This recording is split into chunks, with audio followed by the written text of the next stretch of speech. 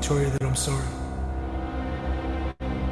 It's not okay. This country is being pummeled. I swore to protect you, and I failed. Victoria will be in lockdown within the next 48 hours. We are declaring a state of emergency in Victoria. These are not designed to have zero new cases. In effect, nothing we do can deliver that outcome. This is about, as everything we do, is about flattening the curve. It was unclear what the future was going to hold for anyone, and that's, I guess, where the fear began. We need to go harder and we need to go longer. This has been the most insipid and diabolical game of Simon Says I think I've ever seen in my life. Take your mask off, put it back on. Stage 4 is here, our COVID hell far from over. In many ways, like, he has that saviour complex. Daniel Andrews would have made a very good preacher. We'll have to extend out for 2 weeks. He had all of the power. While Melburnians are this morning living inside a ring of steel, facing $5,000 fines if they attempt to visit regional Victoria. It's Australia, it's not supposed to be like that. Yeah, it's supposed to be free.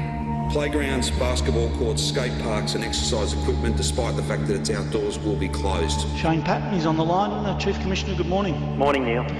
Well, the curfew is the hot issue. Were police consulted about the introduction of the curfew? No. We're going to focus on a video. It's been widely shared and it shows a woman being arrested for trying to organise an anti-lockdown protest. What on earth? That was actually one of the things that convinced me that I needed to protest. We felt a duty, more really than a duty, to do something and to continue growing the movement. And frankly, seriously, I'm making a serious point. I don't know what half of them were protesting against. You. Well, A lot of them. then, well, good on them.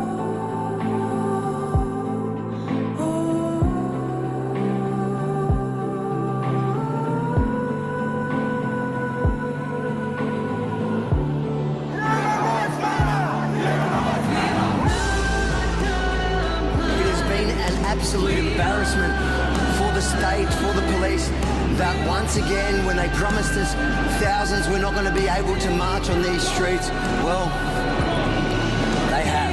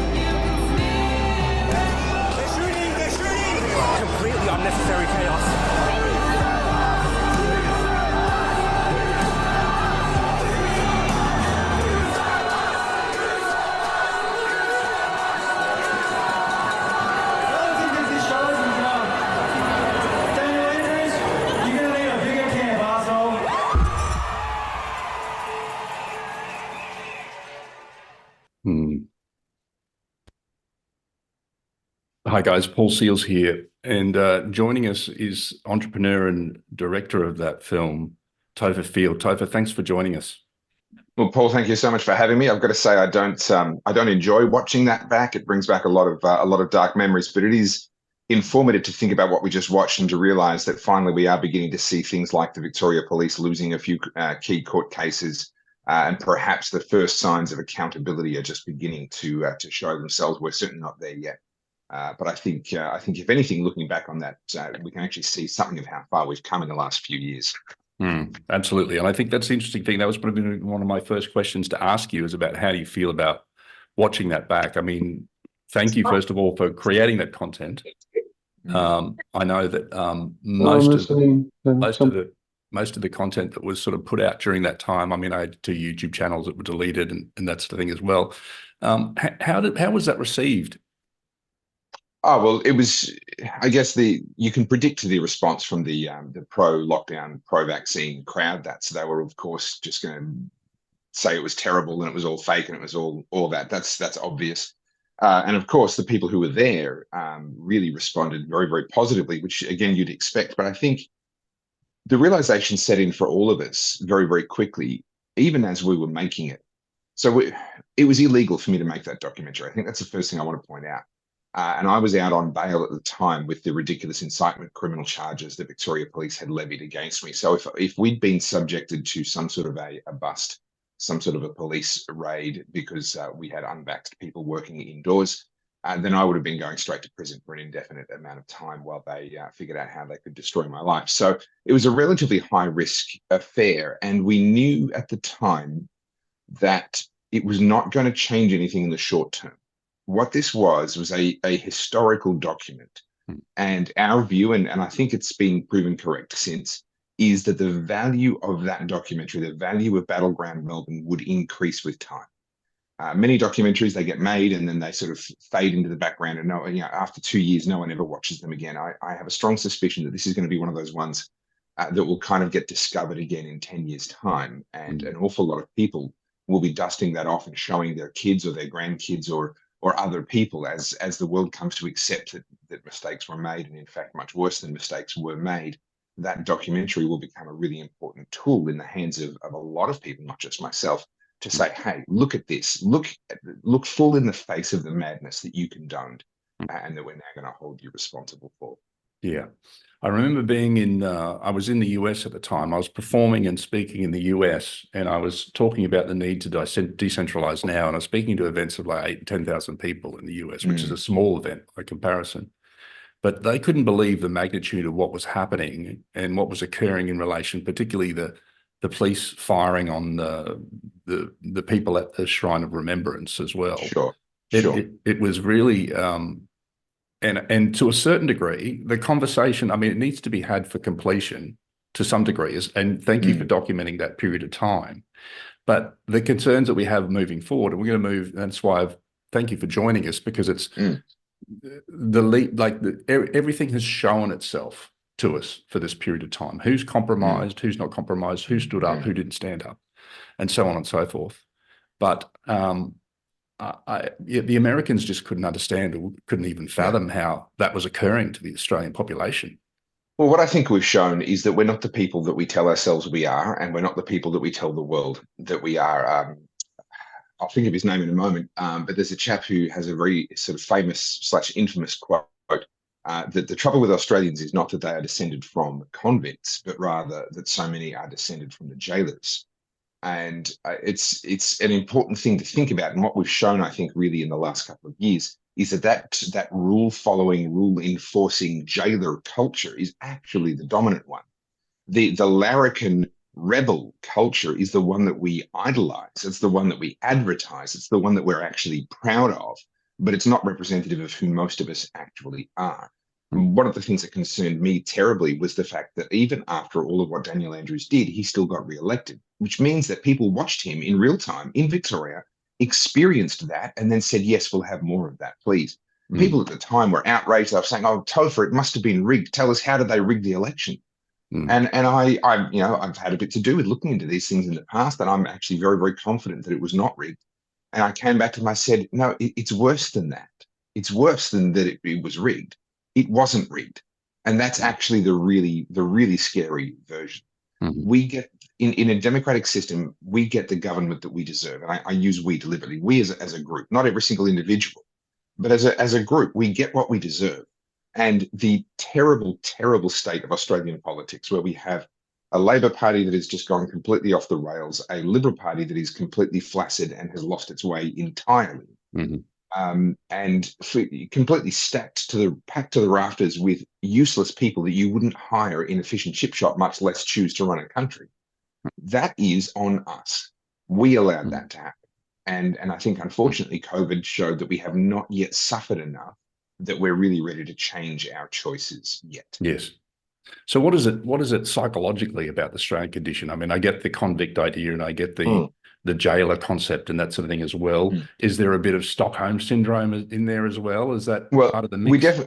We definitely need to rename Stockholm syndrome, because that was only 4 hostages for a short period of time in a bank heist gone wrong, and we call it Stockholm syndrome as though somehow it affected the entire city. We should definitely rename that to Melbourne syndrome, because it did affect the entire city. And literally millions of people bought into it. I think it's more insidious than that. And I would say that this is a cultural malady that affects pretty much the entire English-speaking world, but is particularly acute in a place like Australia. And the issue stems from we've had it too good for too long. Yeah. And we think that government is competent and kind and benevolent and can be trusted, because especially here in Australia, being a relatively young country, Indigenous Australians will, of course, have a very different view due to their own experiences. But if you're an English-speaking person in Australia, you've really never been given a reason not to trust your government, not on a grand scale. We haven't had revolutions, we haven't had tyrannies, although I would argue that we've entered one now. And so there has crept in this idea that the government can be your friend, the government can be trusted. Why would they lie to you? Why? Of course, they're doing what they ought to be doing. They're just looking after us.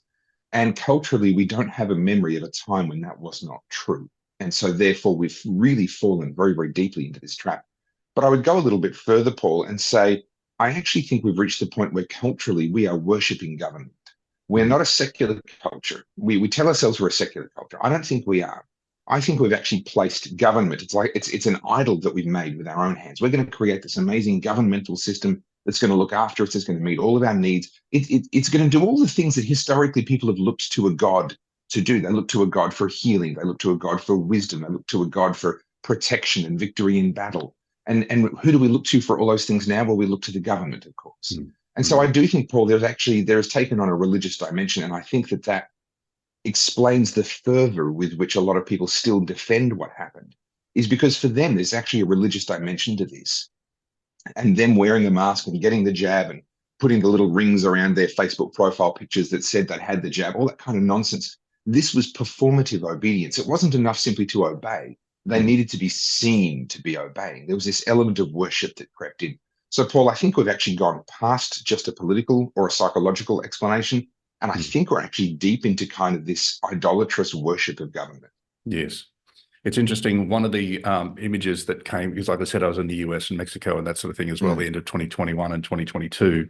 The images, particularly for Anzac Day, where people were told to stay inside their house for, the irony wasn't lost on me, the fact about being Anzac Day, about what people sacrificed their lives for our freedom. And then you have people and the images of gentlemen people standing behind the barricaded John fence. was his name. Yeah. John, I don't recall his last name. And so that, of course, was the second Anzac Day. So the very first Anzac Day of COVID, which was the Anzac Day 2020, was actually the day when someone organised the very first formal anti-lockdown protest, and they invited me to speak because I'd made a video calling out the lockdowns and saying that they were a terrible idea. And so she invited me to speak at her protest that she organised in her hometown, which is just outside of the southeast of Melbourne, on Anzac Day. And I thought, oh, look, I'm not really happy, not thrilled about the choice of day, not thrilled about the choice of location, but my choice really is, do I go and do I speak or do I not? And I made the choice to go and to speak. And that really was kind of the moment my life changed. I ended up sort of heavily involved in this civil disobedience movement and became essentially an enemy of the state for a couple of years and was prosecuted and all of that sort of stuff. But the symbolism was not lost on me. And so I had to think through, Paul, exactly what you were saying there about the significance of Anzac Day and what I would say on a day like that. And what I said, which I think holds up very, very well, is that historically our Anzacs have always fought against the same thing. And that thing is governments that do not represent the will of their people, governments that are oppressing their people. That's what we fought against, whether it's Kaiser Wilhelm's Germany in World War I or the Turks or the Japanese in World War II or various anti-terrorism actions that have happened since. We can debate the merits of any individual action or any individual war. But as far as the soldier on the ground was concerned, they were being sent there to liberate people from a government that was taking away their rights. And the irony was not lost on me. That here we were being told that we couldn't even go and commemorate Anzac Day on that particular year in 2020. We've become something that we never imagined we would be. We've become something that we used to watch on television, a failed African state, a failed Central American state, a place where political dissidents were being silenced by their government, where protesters were being arrested in their homes, even whilst pregnant. This is not something that we ever thought that we would become, but we are that thing now. And the job that we have ahead of us, Paul, is to recognize the reality of where we are at and to actually face it and deal with it and not run away from the mirror that is showing us who we've really become.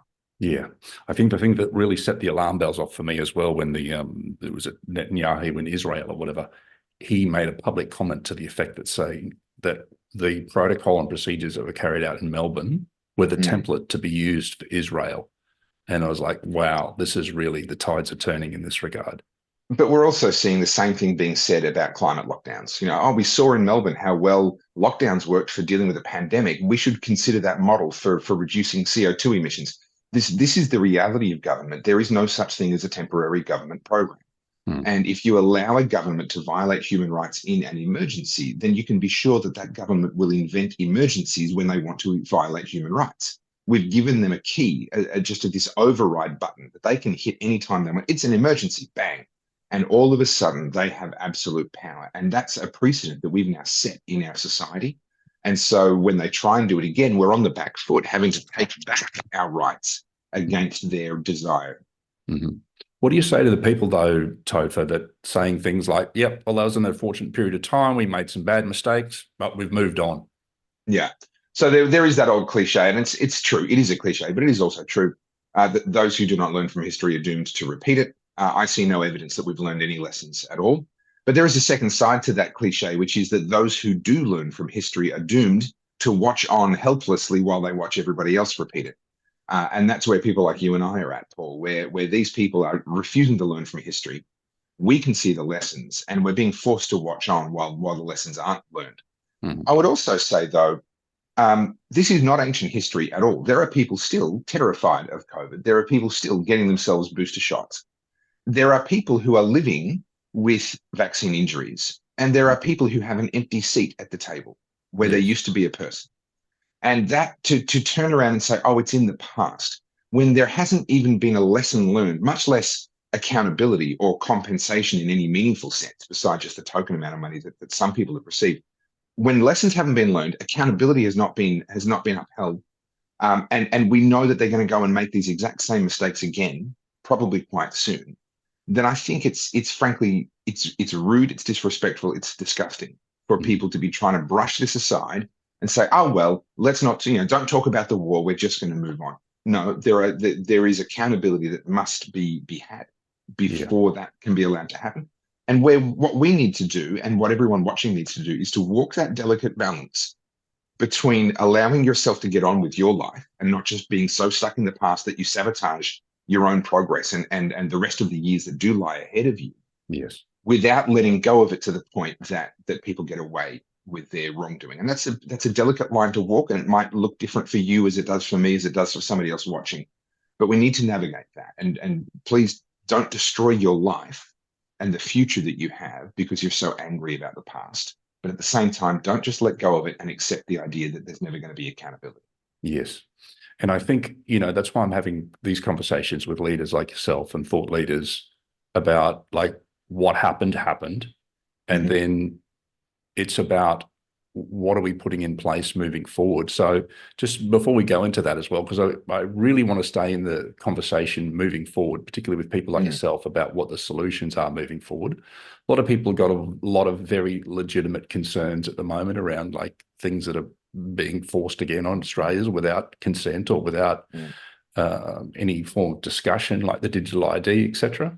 But in relation to that, like with what you did, and I know it's different things for different people, do you want to share a little bit like what the impact was on you in relation to putting that sort of information out?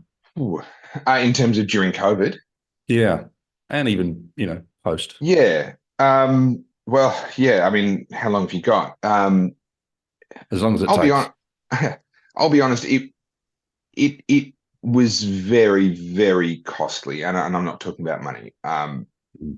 Doing what I did and being a public face at that time, I didn't know when I got into it just how crazy it was going to get. None of us did, to be fair.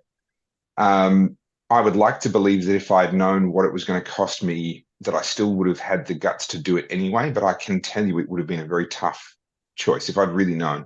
I'm still dealing to this day with the psychological and emotional trauma. There is no other word for it. Yeah. I'm still picking up the pieces financially because I lost a business that I'd been working on for years, and we ended up anyway, it was a devastating time for us in that regard as well.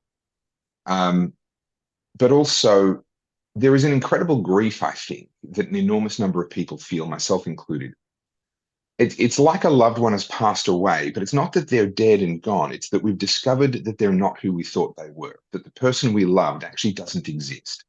And this is in reference to family members and friends who turned on us. This is in reference to a culture and a society that we thought we were safe and welcome in, who suddenly made us very unsafe and very unwelcome.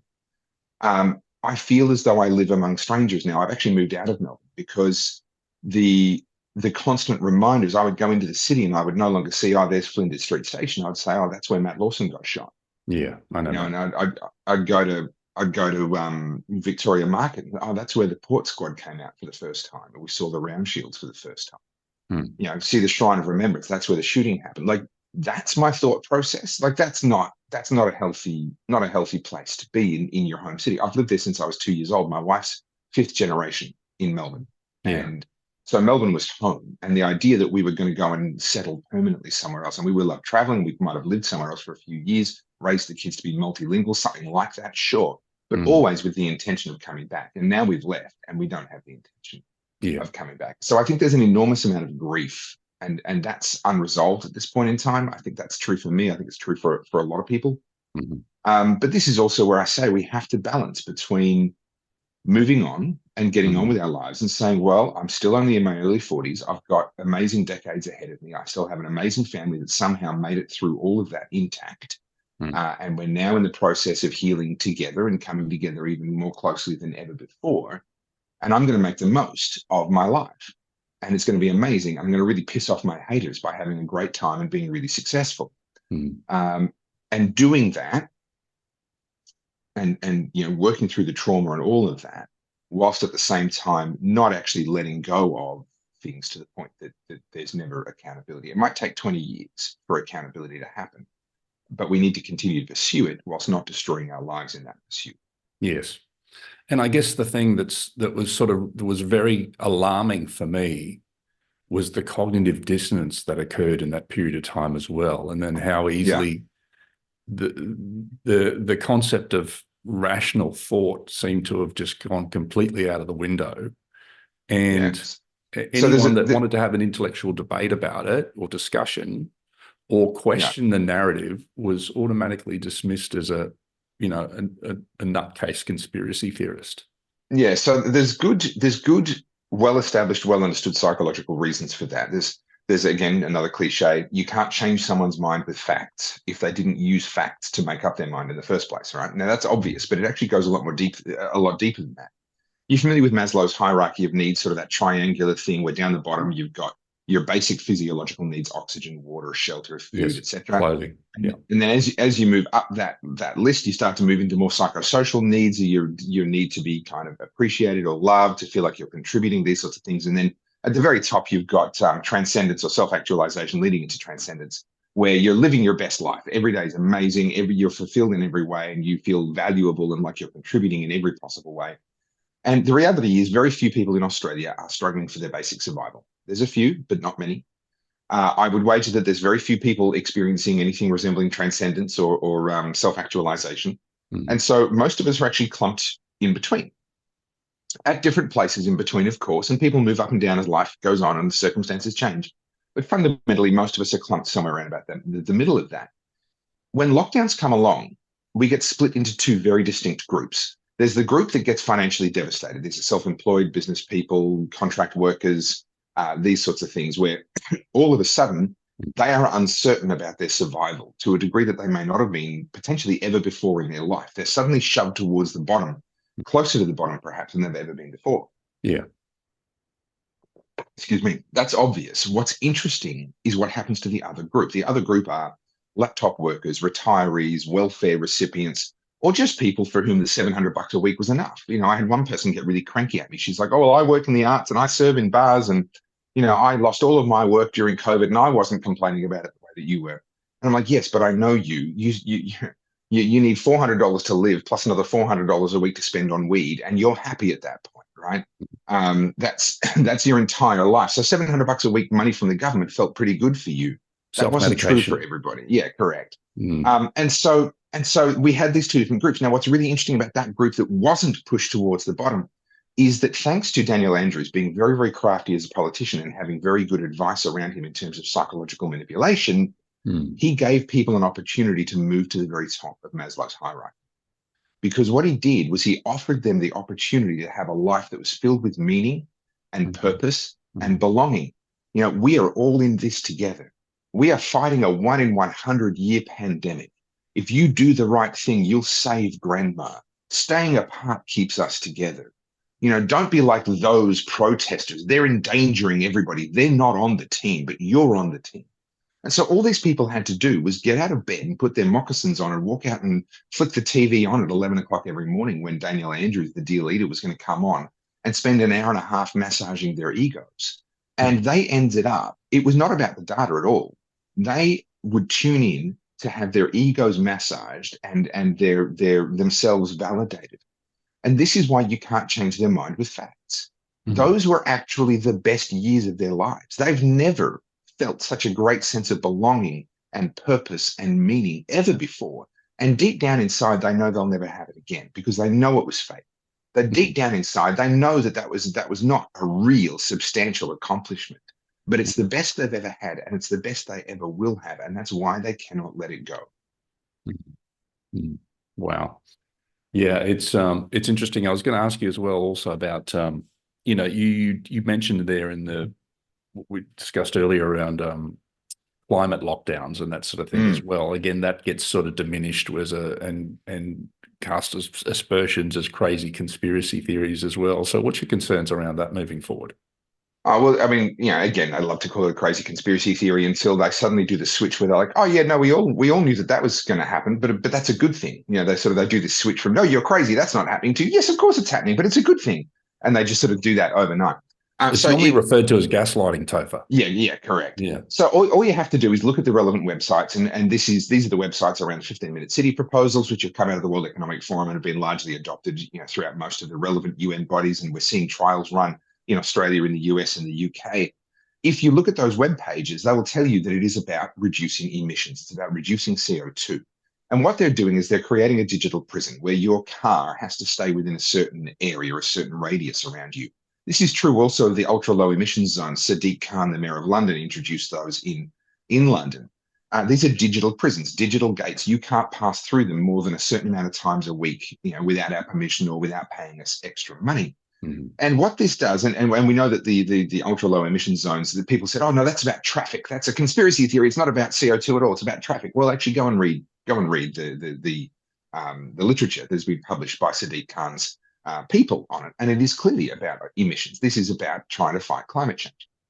And so what we see is the governments, and again, this comes back to this sort of religious aspect, they have taken on themselves this role of saving the world from this impending doom that they foretell.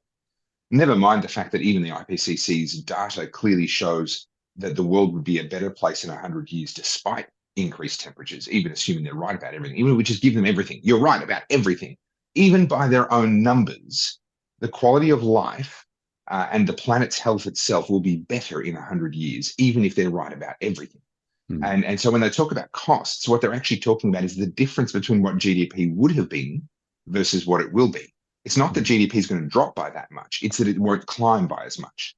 And that's assuming that they're right about everything. All right. So this is a non-apocalypse. There is no apocalypse coming due to climate change. Yeah. The joke is, Topher, it's a very slow, boring, expensive apocalypse. Yes, correct. You know, the end is nigh. Well, it's about 10 years away. But you said that 20 years ago. Oh, it's still nigh.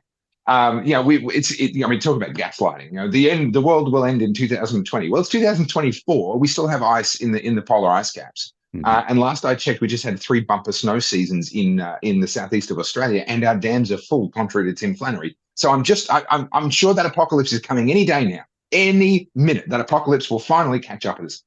But what we're seeing is governments are no longer focused on serving the people and saying, what do you need in order to live your best life? They're focused on changing the people in order to meet the objectives that the government is now determining what they're going to be. So we've had this complete inversion of the relationship between the people and the government. They don't serve us anymore. They expect us to serve them. And we either need to put them back in their box very, very quickly and very, very soon before they do too much more harm, or we are at risk of entering a pretty dark chapter of history because governments in the past that have treated themselves like God and their people like serfs don't tend to give very good outcomes for humanity. And I think that's the thing. Like I said, we mentioned with the digital ID, et cetera, being passed in Australia recently as well.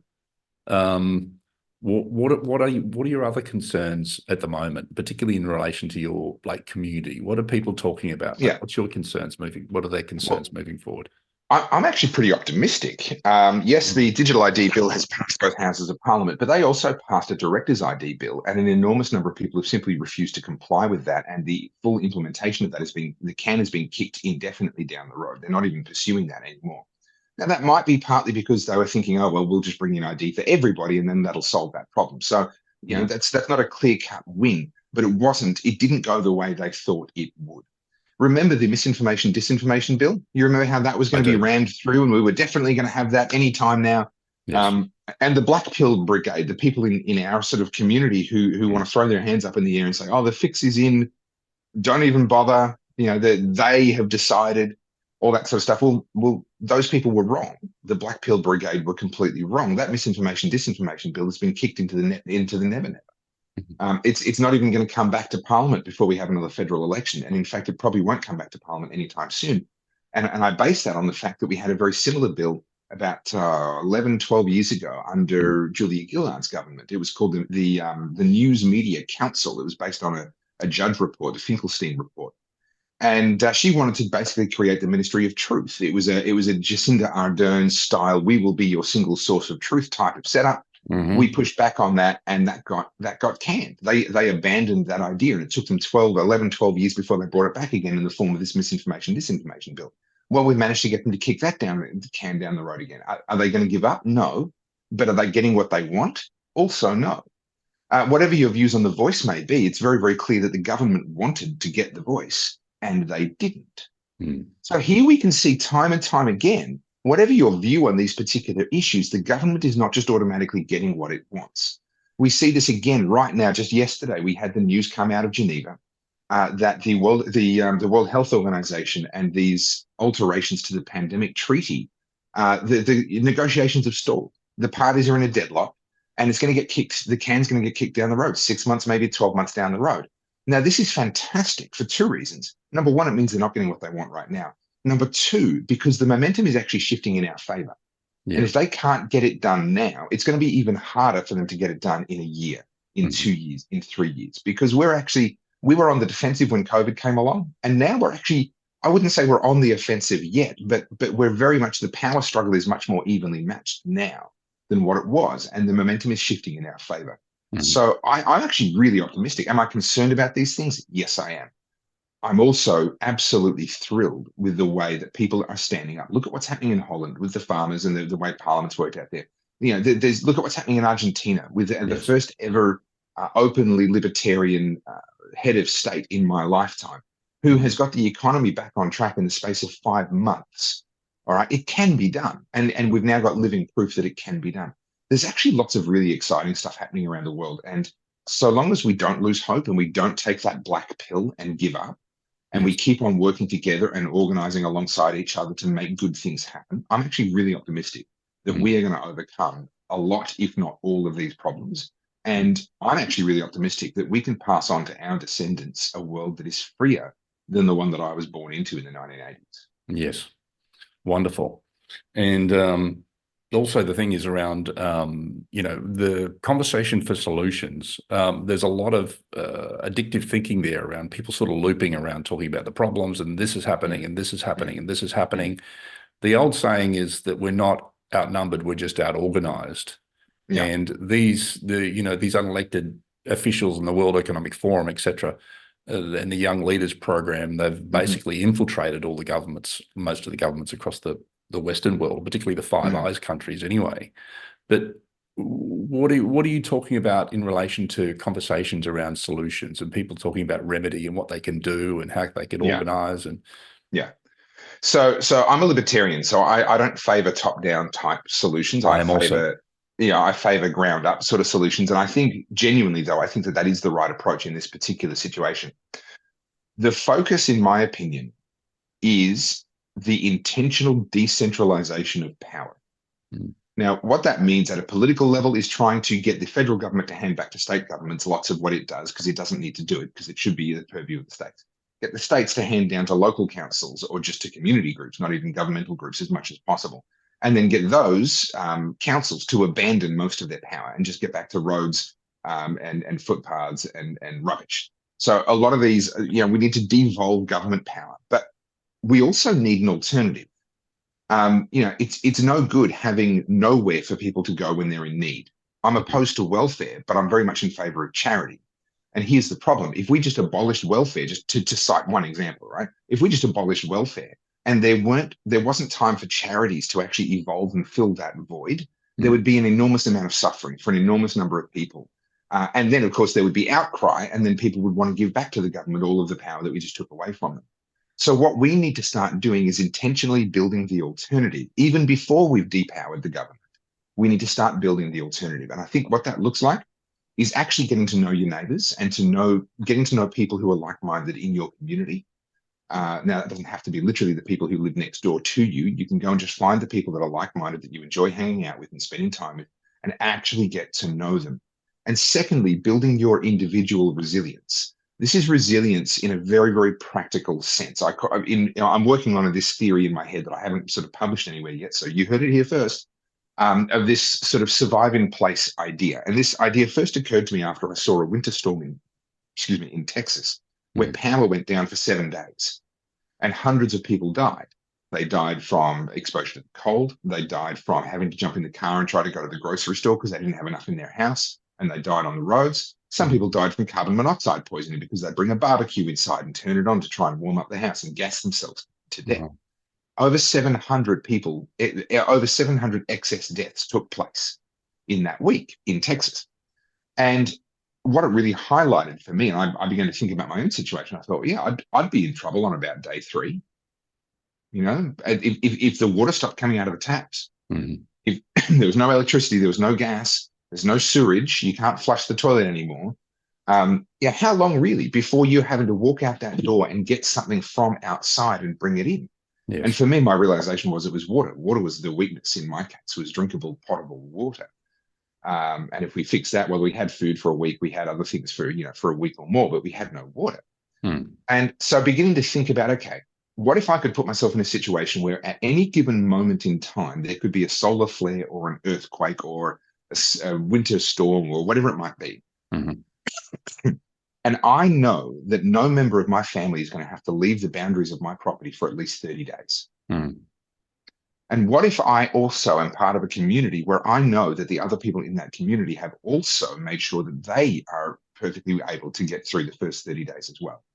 And we have a way of communicating with each other, and we would recognize each other. If they showed up on my doorstep, rode their bicycle through the storm or whatever, the robo-cops won't let us drive our cars, so now we have to, dodge our way through a post-apocalyptic landscape, with zombie robots hunting us. And they showed up at your doorstep, you would recognize them, you would know who they were. And building that community. And there's a couple of things that resilience does. Number one, it has the potential to be intensely practical in the event that there is a problem. But even in the absence of a problem, what it does is give you confidence. Because one of the things that stopped a lot of people with the protests and all the stuff, the lockdowns and everything down in Melbourne, I'd love to protest, but I can't afford to risk my job, or I can't afford to risk, my business has government contracts. I can't afford to lose those. And if you're vulnerable and losing your job would put you into hardship in the space of a week or 2 weeks, well, that's a very vivid problem. And it's very hard for you to do what your conscience calls you to do when you're faced with practical realities like that. But if you can change those practical realities and be a part of a community that is going to support you through a transition, then you can step out with more confidence. Maybe it doesn't go wrong and you don't have a problem. Maybe it does, and your family is going to be fine for the first 30 days. And over those 30 days, you can make plans to continue on from there, and your community is going to support you. And it's going to give a lot more people a lot more boldness to do what needs to be done as it needs to be done, because they've actually sorted out some of those really practical realities. So that's sort of my long-winded way of saying we need to start to replace the government in our own lives in advance, so that when the time comes and we get the opportunity to reduce the size of government, that there is something else. Civic society has already kind of risen up and is able to fill that void. So can I ask you as well, Topher, do you have any other projects in the pipeline at the moment that you can share with us? Or like, what is it that you do that? Yeah, so I'm working on my second book at the moment. So I don't have a copy handy. I've got Good People Break Bad Laws is my book. What I do have is a t-shirt. Ta-da! Good People Break Bad Laws. And you can go to goodpeoplebreakbadlaws.com to get a hold of that. And that's a discussion on civil disobedience in the modern age. I'm working on my next book, which is Good Christians Break Bad Laws, and that's looking at the theology of civil disobedience and both the church history and the theology, as well as the more modern history, and why I believe churches should have remained open all the way through the COVID lockdowns, and why they've set a terrible precedent by allowing the government to dictate when they can open, what they can, how they can worship, all that sort of stuff. I think was a very, very bad idea, and now they've got a real fight forward. And so I've got that coming up. I'm also doing a little bit of speaking. I'm in Narendra tomorrow night. I'll be speaking in Sydney in 8 days' time. So there's a little bit of that going on. You can go to topherfield.net and join my email list, and you'll keep you posted about that. I don't have any big projects in terms of documentaries or anything, but as always, there's a few conversations happening in the background, and there always is, and most of those conversations never lead anywhere, but some of them do on rare occasions, and there are a few of those conversations happening. Yeah.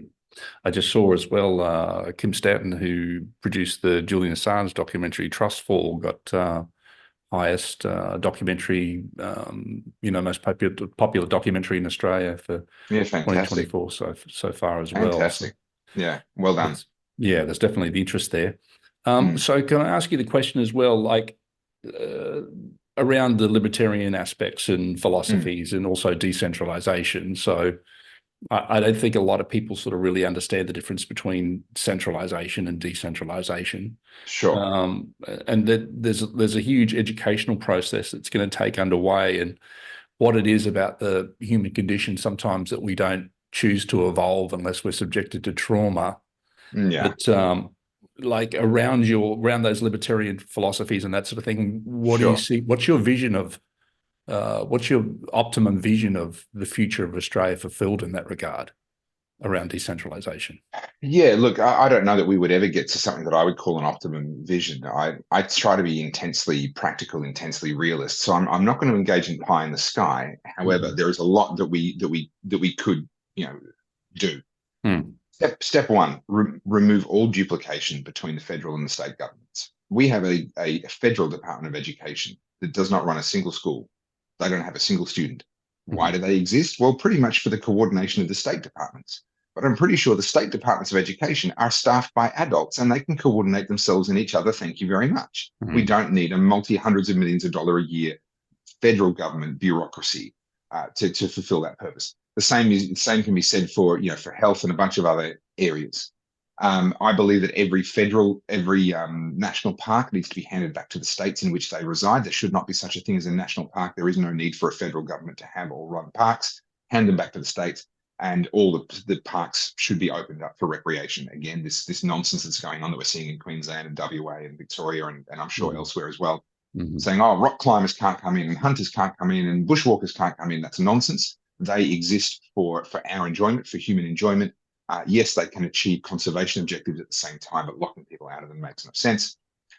What we need to see as well is a dramatic reduction in just the sheer amount that the government is expected to do. And this comes back to what you said before, where we don't really evolve absent trauma. We've gotten really comfortable with the government looking after us. The government is involved in every single aspect of our lives. There are more than 20,000 laws in Australia. And that doesn't include all of the edicts written by the various bureaucracies. So if we got together, you, me, and everyone watching, and we put our heads together and we tried to think of all the laws, how many would we come up with? Do you think? Maybe 1,000. Maybe if there's a few lawyers in the group or a few like industry specialists, we might be able to think of 2,000. We might, on a good day, all of us combined, we might get to 10% of the laws that apply to us. And yet ignorance of the law is no excuse under the law. Right. Yes. Now, I put it to you, when you have a legal system in which ignorance is no excuse, but it is not possible to be anything but ignorant, that what we have there is an inherently immoral government system and an inherently immoral legal system.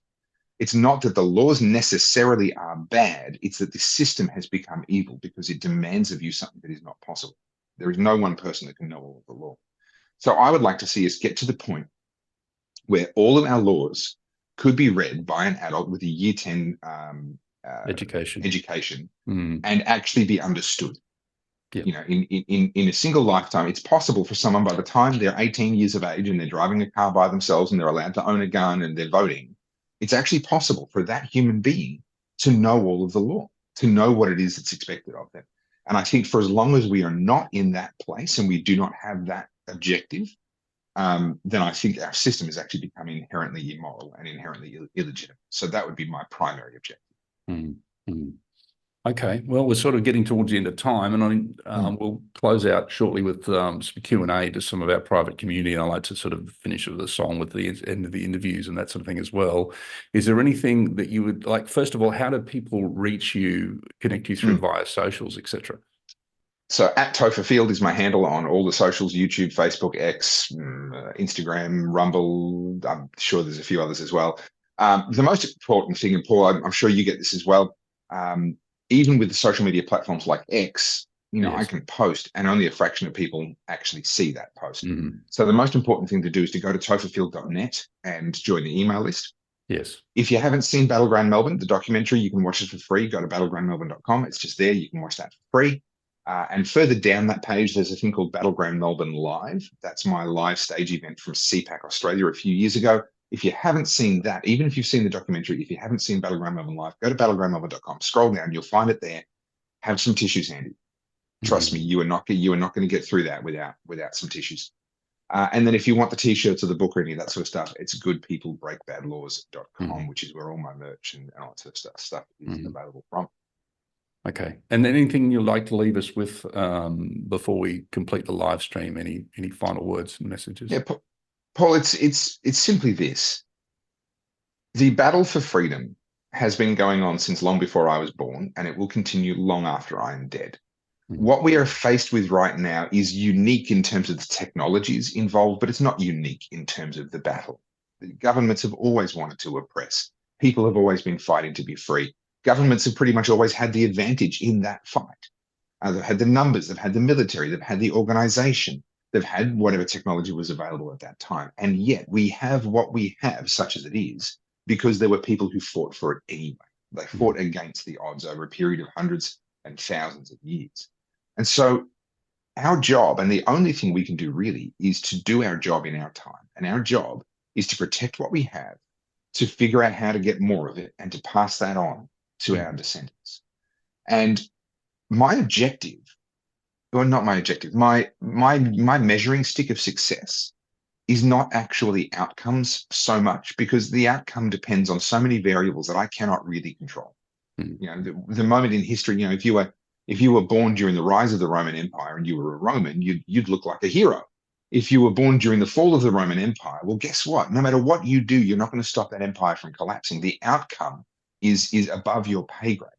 What you can do is determine who you're going to be, even as the Roman Empire collapses around you, and be the person that is true to what you believe is right, and to your beliefs and to your morals, etc. And so that's what I'm doing to the best of my ability, and that's what I'm hoping to inspire other people to do, and to build community, to find like-minded people that are on the same path, to build community with them, and to provide my kids with the best life that I can, despite the odds being stacked against me, if that's indeed how it proves to be. Yeah, absolutely. Wonderful. Well, thanks for joining us. We'll continue on with a part of the private questions for our private community shortly, but I'll just close out with this song. Was a song that Hold the Line that went #1 in the US for 2 weeks in 2022, and dedicated to people like yourself, Topher, and those that stood up for the community.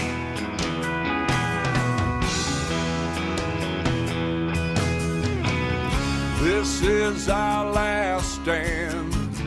Now we win this fight. Steady sovereign soldiers, ready through the night. We the people awaken, defending what's just and right. Fortifying our freedom, one voice for the hold the line, hold on.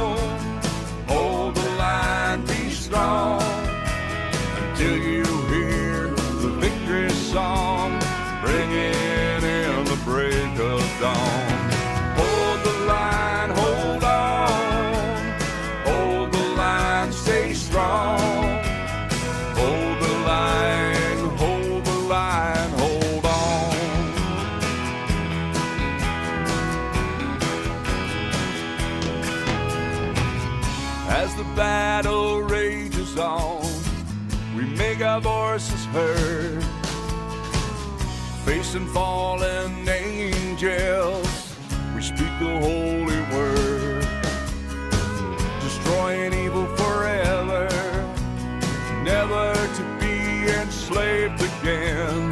Billions of us rising, united to the very end. Hold the line, hold on, hold the line, be strong, until you hear the victory song, bringing in the break of dawn. Hold the line, hold on, hold the line, stay strong. Hold the line, hold the line, hold on. We the people, heart in hand, reaching out across the land, with love at our command. Hold on, hold on.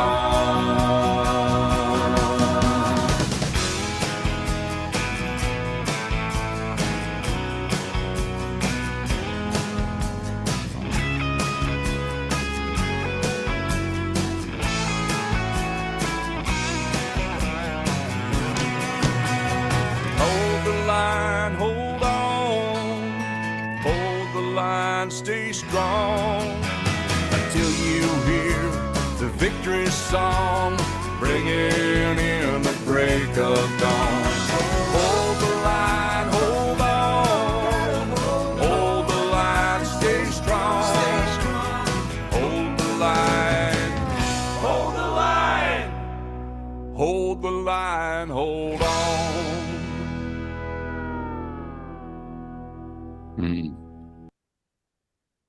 Indeed. Indeed.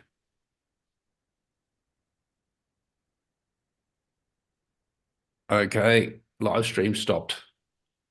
That was great. How fast did that go? It always just be. I told you my record's 5 hours. Like, you know. That's great. So we've got some of our community here online as well. Who's Lee's here, Lisa, Deb. Hey, Deb. Hey, Lisa. Did you guys have any questions for Topher at all while he's here? Hi, Paul. It's Lisa. How are you? Hey, Lisa. Good. Hi, Topher. Saw you at the Digital ID rally in Melbourne. So, fantastic speaker, and really appreciate what you've done and what you're doing out there.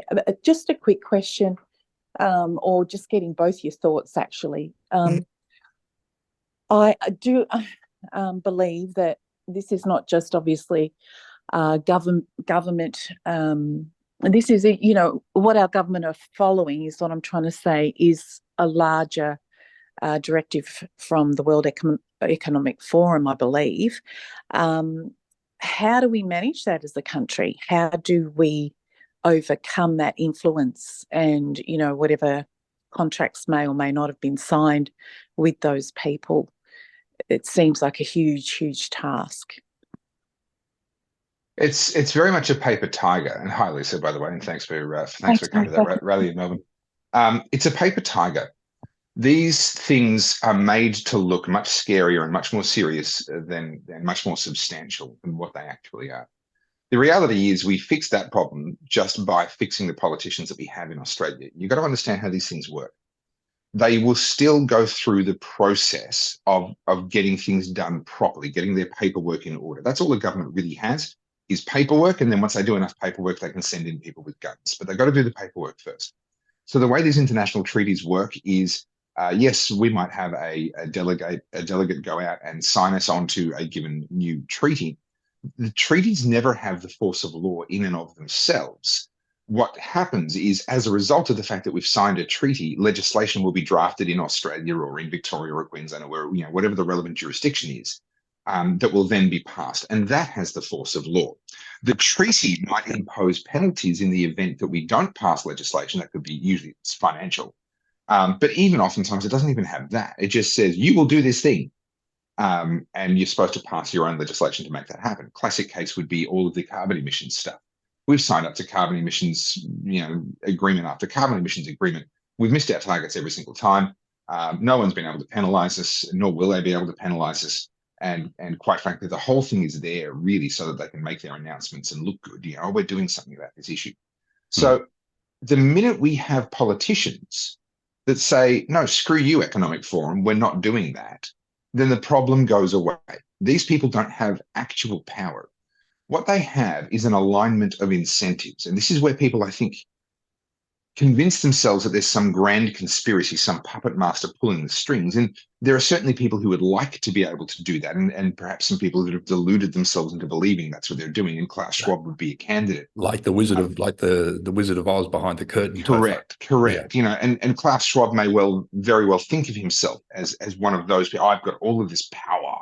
No, you don't. What you have is a bunch of sycophants who are sucking up to you because they think it's in their best interest to do that. And the minute the incentives change, the moment being a World Economic Forum alumni is bad for you politically, we're going to see it all disappearing off the web very, very quickly. And all of a sudden, the attendance numbers will dwindle very, very quickly. And the same with signing up to these treaties and so forth. They think they're feathering their nests. Kevin Rudd was a classic for this. He didn't become prime minister. This is my opinion. I don't think he saw being the prime minister as the ultimate in his career. He saw being the Australian Prime Minister as a job audition to become the Secretary General of the UN. That's what he actually wanted. So he spent all of his time. Gillard as well. Same with Gillard. And I would argue same with Malcolm Turnbull as well. I don't think he was actually in it for the right reasons either. And so these people spent their time in these positions of power trying to feather their nests further up the chain. And they got away with it because no one was paying attention. Not enough people were holding them to account. And what I think is changing right now is those incentives, because people are paying more attention now. The political cost of selling us out is starting to go up. People are getting less and less patience for these politicians playing their games, flying around in private jets, going to these meetings, coming into Parliament as someone who has maybe $500,000 in net worth and coming out of Parliament with $20 million in net worth. How does that happen? People are losing their patience with this. And so as we change the incentives, the likes of the World Economic Forum, once they are no longer beneficial to careers, they'll fall apart. We don't need to defeat them. They will collapse under the weight of their own absurdity. But it takes education and making sure that those political incentives get changed. I just want to say that as well. That's great, Topher. Thank you. And I just want to say that as well, Lisa. Technology is meant to be a servant to us, not for us to be enslaved by technology. So there's a lot of people that we're going to be having other interviews as well that are talking about they're working on projects, including decentralized anonymous IDs and that sort of thing as well. So there's ways to be able to do it that they don't own the data and they can't control you with it. So that's what we've got to be invested in those conversations as well, which is there's a book as well, Topher. I don't know whether you've read it. It's called The Obstacle is the Way. And I think I know of it. Yes. And I think if we use this opportunity to channel the energy, the energy behind it will push us into a speed of evolution much faster than we probably would have never experienced before, because we need to have that conversation. If we didn't have this happen, we wouldn't be having the conversation about these solutions, which is the we're into the silver lining stage now. Yes. Great question, Lisa. Thank you so much for your responses, both of you, and thank you, Topher. It's quite relieving to hear your feedback on it, to be honest. I'll sleep a bit better tonight, I think. So thank you. Can I add one more thing before we take more questions? That was my main takeaway from the Battleground Melbourne era, and why I made the Battleground Melbourne documentary was because I saw the resilience and the creativity of people in continually coming back time and time again, no matter what was thrown at them, how much violence there was, how many arrests there were, how intense the threats were from the government. These people just kept coming back. And then when the level of force got to the point that it was literally potentially lethal force, all of a sudden, organically, with no orders were given, but all of a sudden, organically, the shape of the protest, the form of the protests completely transformed into these groups of nurses and teachers standing there with the writing on their uniforms. And all of a sudden, the police were confronted with people they couldn't shoot. Because we've been escalating and escalating. They're like, this is great. We'll just keep shooting more and more and more. And then all of a sudden, they were confronted with people they couldn't shoot. There was no strategist behind that move. That was a spontaneous, creative decision made in a decentralized way by people whose names I will never know. I don't know who was behind that. But it was when I saw that I went, I have to tell this story. And so, and that's why I made Battleground Melbourne. And really the story of Battleground Melbourne is definitely one of courage, but it's also one of creativity. And this ability for a mass of people who are committed to freedom and committed to what's right, becoming unstoppable against all odds. And that's really what we did then. And it's what we're doing now with all the other globalist stuff as well. Yeah. Right. Thank you. Yeah, fantastic. Did anyone else, Lee, did you have any other questions, or Deb, did you have any other questions for Topher at all? I'm trying to find the chat, but I couldn't actually find where it was. I was going to say you can type it in there if you can't, if you don't have microphone access.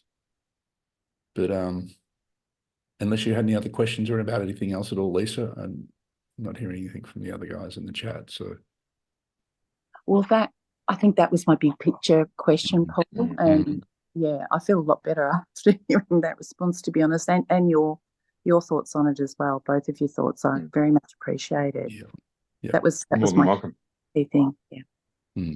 Right. Okay, well, that might be it for us anyway, Topher. I appreciate you guys joining us. Topher, thanks for your time so much, what you're doing. I'd like to be able to meet you in person one day. And, you know, for sure.